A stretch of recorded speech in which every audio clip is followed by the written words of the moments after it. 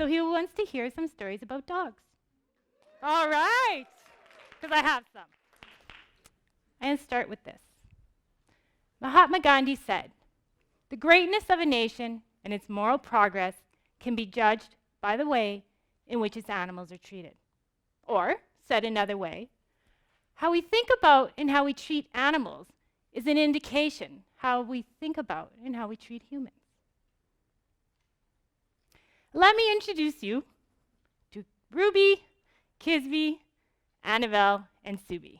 I've had the pleasure of working with these therapy dogs over the last 6 years, and they have absolutely changed the way I think about companion animals and how I think about recovery from addiction.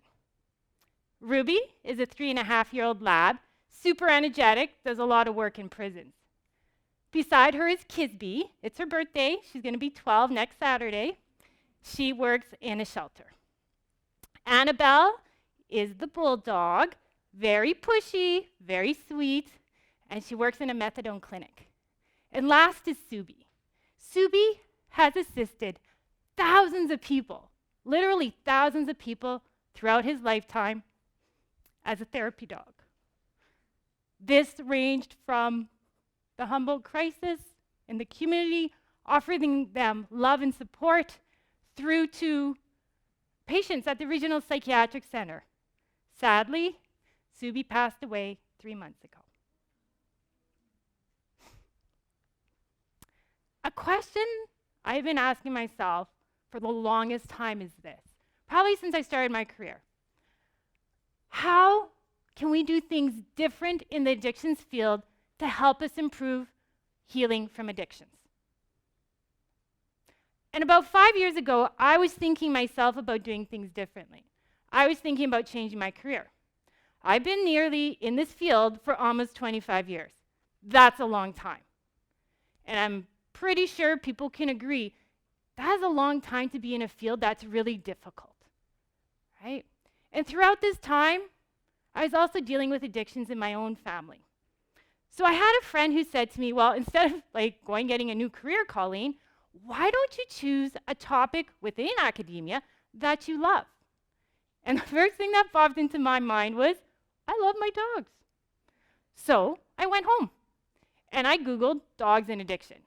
Not much came up at all, but there was this one study, and there was a therapy dog at an addiction treatment center, and they showed that there were benefits by having the dog there. So I learned what a therapy dog is. And a therapy dog is basically a really friendly companion animal that loves to meet people. And they meet people and they connect with people in places you may not see an animal. For example, an emergency room, during exam time on campus. Right? And I also knew from my research and others' research as well of how important connection is in healing from addictions. So my next step was to do some training and some courses with my dogs, and then to test with the St. John's Ambulance Therapy Dog Program. And lucky for me, we all passed. It was official. My dogs love people, and they had good manners. And I guess I did too. My dogs have hundreds of hours, if not thousands, of visiting with people over the last 6 years in our community and across the country. And I've been able to witness the power of the human-animal connection. And it is powerful. On the research side of things, about 5 years ago, I was also part of a national study committee. And this was an addiction recovery study for Canada. And we got to add a question specific to pets. And we found that 88% of Canadians identify the relationship with animals or pets as an important support in their recovery. Think about that for a minute. 88%. That is like a researcher's dream, right? That's a huge number. So today what I'm going to do, I'm not going to share the numbers, I'm going to share some stories about the 3 therapy dogs that live with me, Annabelle, Kisby, and Subi, who used to live with me. These stories are all part of my research team's program, our research program, and they're all linked to a local opioid-assisted recovery program here in our city. And we know that we have an opioid crisis right now in Canada in fact, in North America. This program prescribes methadone and Suboxone to individuals who are addicted to an opioid or a pain medication, and they also offer them support services. I'm going to start by telling you this story about Annabelle and Georgette. They did an 8-week counseling program together, and from the minute they met, it was like two long-lost friends. Absolutely beautiful. In fact, at their second meeting, Georgette brought with her 2 pictures of her kids who are in the care of social services. Who do you think she showed? She showed Annabelle. Do you think, as an Indigenous woman who's part of our colonial system, that she would have brought those pictures to show her counselor? Likely not. I got to witness how Georgette opened up when she was in the presence of Annabelle, and they remain a connection today. This is another story I have. This one's about Kisby, and this is her at a shelter where opioid-assisted recovery services are offered. Kisby met this individual less than a minute after they met, before they met. What do you see? Smiles on both of them. You see it in their body language, right? They're happy. I bet you I could even convince you that Kisby was his dog. Less than a minute. Kisby accepted him unconditionally. We should never underestimate the power of acceptance. So I'm going to switch the focus here a bit. This was a study I did with a student, and this was a pilot study, and she interviewed individuals at the methadone clinic about their companion animals and whether these animals were an important support in their recovery. And they were. We found that their companion animals offered them long-term and consistent support with no strings attached. This is one of the quotes from one of the people interviewed. Everyone should get an animal for their recovery process. You go to Alcoholics Anonymous groups, you can't say everything you want in those places. When you have a dog and you can talk for an hour or 2 hours or whatever, you sit there and you're with your animals. Story about Subi. Subi was asked by the methadone clinic to visit with a patient at a local hospital. This patient was waiting to go into a long-term care facility. She had experience with chronic addiction. She lived on the street for many years, and she had no interest in being in a facility. Some would describe her as a runner. Right? So I took this picture of Subi in front of the restraint chair that this individual was sometimes placed in the hospital to prevent her from running. And while I was doing this, she was talking about how being with Subi offered her comfort and care. She felt comforted for and she felt cared for in his presence. Right? So much so that we were allowed to walk together, her, myself, and Subi, off the unit without fear of her running. She's been living in an assisted care facility now for more than a year, and Subi did get to visit her there. So I think I have the best job in the world. Really?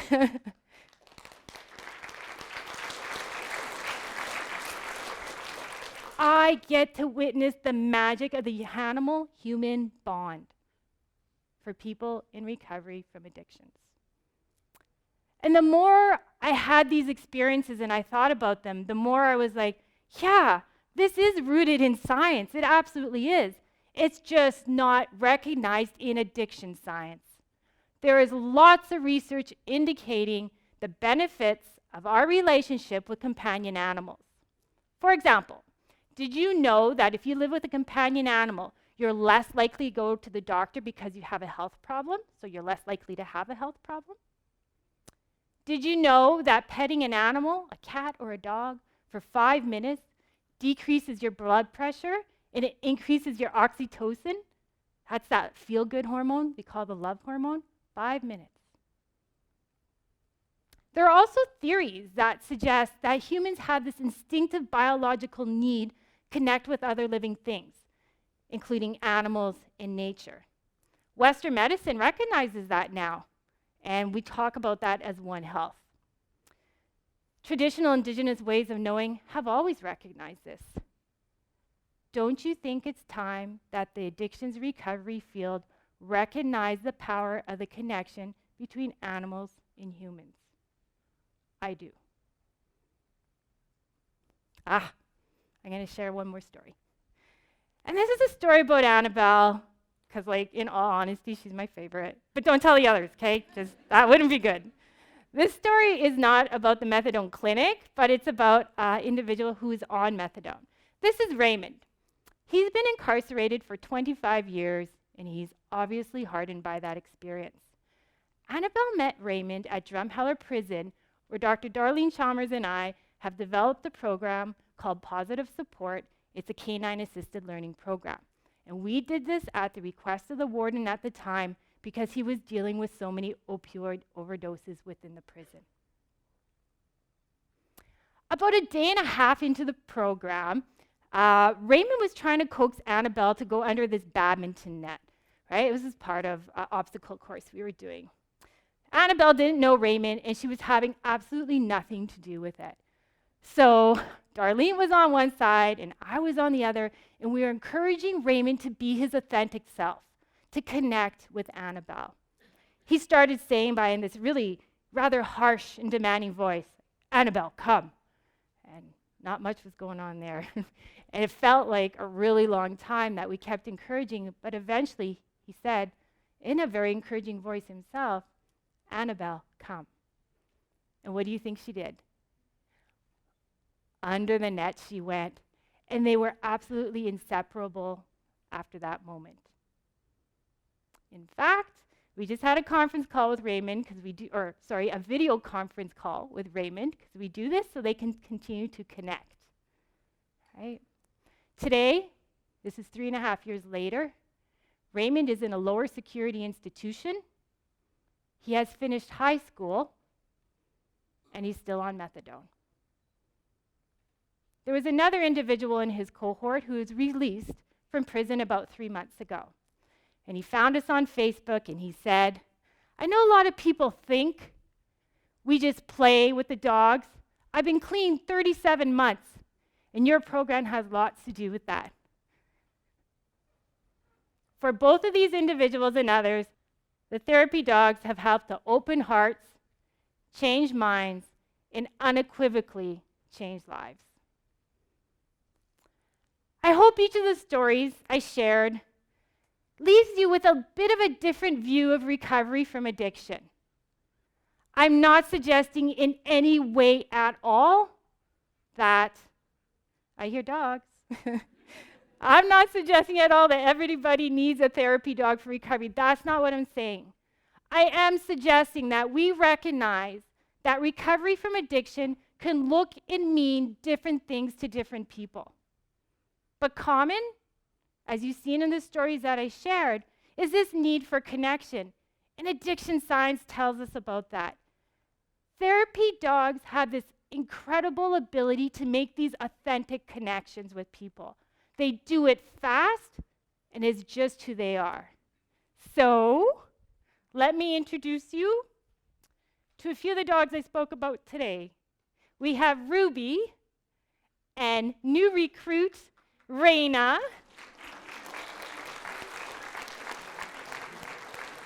We have Annabelle and Kisby, and our real new recruit, EJ.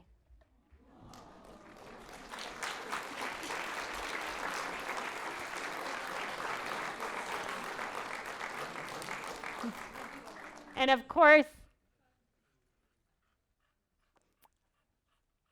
I would like to recognize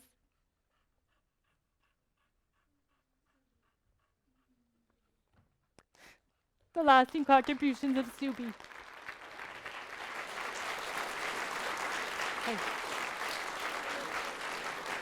Thank you. Okay. All right. Thank you. Hey, sweetie. Let's go this way. Come on.